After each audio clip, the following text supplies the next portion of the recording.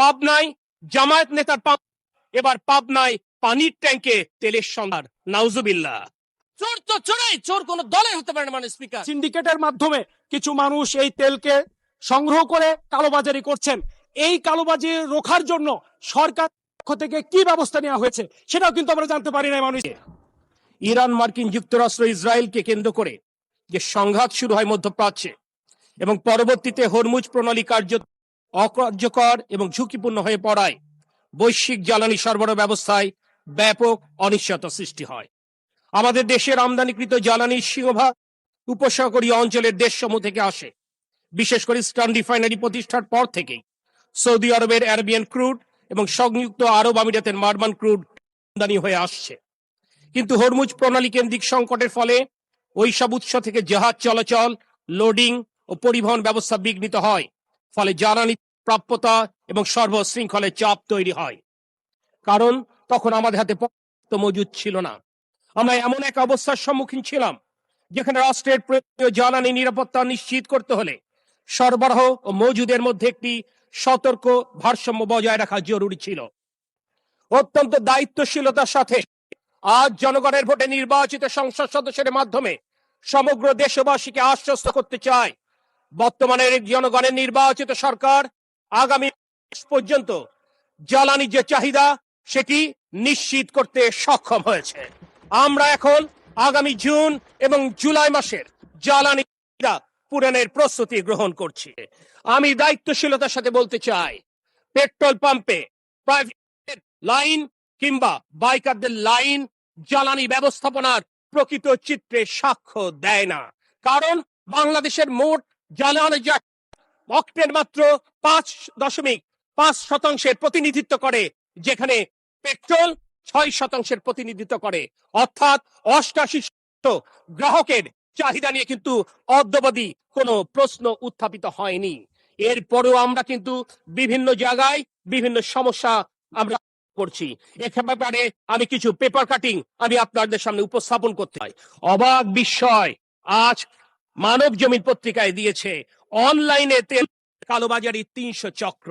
যেখানে অনলাইনে পেট্রোল পাম্পে যেখানে লম্বা লাইন, সেখানে অনলাইনে আমরা দেখতে পাচ্ছি যে 400 থেকে 350 থেকে টাকায় অকটেন বিক্রি হচ্ছে। আমি নিশ্চিত এখানে উপস্থিত আমাদের অত্যন্ত দক্ষ ক্যারিশম্যাটিক মাননীয় স্বরাষ্ট্রমন্ত্রী এ ব্যাপারে নিশ্চয়ই দেবেন। আজকে আমি একটি কথা না বললেই নয়। 5ই আগস্ট গণঅভ্যুত্থান পরবর্তী সময়ে আমার সৌভাগ্য হয়েছিল আজকের বিরোধী দলীয় নেতার সাথে আমার প্রিয় জেলা শহর যশোরে সাক্ষাৎ করবার। অত্যন্ত সৌজন্য বিনিময় হয়েছিল। তিনি আমাকে পানি দিয়ে আপ্যায়ন করেছিলেন। 1.5 বছর পর যখন সংসদে মাগরিবের নামাজে বিরতিকে একদিন দেখা হলো, আমাকে অবাক করে দিলেন। তিনি আমার নাম বলে সম্বোধন করলেন। একদিকে তার সৌজন্য, আর এইদিকে তার বুদ্ধিমত্তা এবং স্মরণ শক্তিতে আমি বিমোহিত হয়েছিলাম। কিন্তু আমি খুশি হতাম যদি তিনি স্নেহের আলিঙ্গনে আমাকে আলিঙ্গন করে এই সমস্যা সমাধানের জন্য পরামর্শ। সময় শেষ, আপনার স্পিচটা শেষ করুন। এই শুধুমাত্র দিকে তার পরামর্শে আমি যেমন স্বস্তি পেতাম, ঠিক একইভাবে দেশবাসী উপকৃত হতো। যথার্থই মাননীয় বিরোধী দলীয় নেতা, এটি আজ অভিযোগের বিষয় নয়, এটি কাউকে বিচারের কাঠগড়ায় দাঁড় করাবার বিষয় নয়, এটি সবাই মিলে সমস্যার সমাধানের ব্যাপার। তাই আজকে এই মহান জাতীয় সংসদে দাঁড়িয়ে আমি মাননীয় বিরোধী দলীয় নেতার মাধ্যমে এবং আপনার মাধ্যমে সকল সংসদ সদস্যদের বলতে চাই, আপনাদের কাছে কোনো সুস্পষ্ট পরিকল্পনা থাকে, আমরা সেই পরিকল্পনা গ্রহণ সদা প্রস্তুত। এক্ষেত্রে আমি উল্লেখ করতে চাই, আমরা ইতোমধ্যে দেশের গণমাধ্যম ব্যক্তিত্বদের সাথে আমাদের মাননীয় মন্ত্রী জনাব ইকবাল হাসান মাহমুদের নেতৃত্বে আমরা বৈঠক করেছি। এই দেশের বিজ্ঞ জ্বালানি বিশেষজ্ঞদের ধারাবাহিকভাবে আমরা বৈঠক করে চলেছি। আগামী শনিবারও এরকম একটি বৈঠকের দিন নির্ধারিত রয়েছে। আমি গতকাল এই জুলাই অভ্যুত্থানের এক তারকা যোদ্ধা আবুল হাসনাতের কাছে আমি বলেছিলাম, ছোট ভাই তুমি অনেক বুদ্ধি।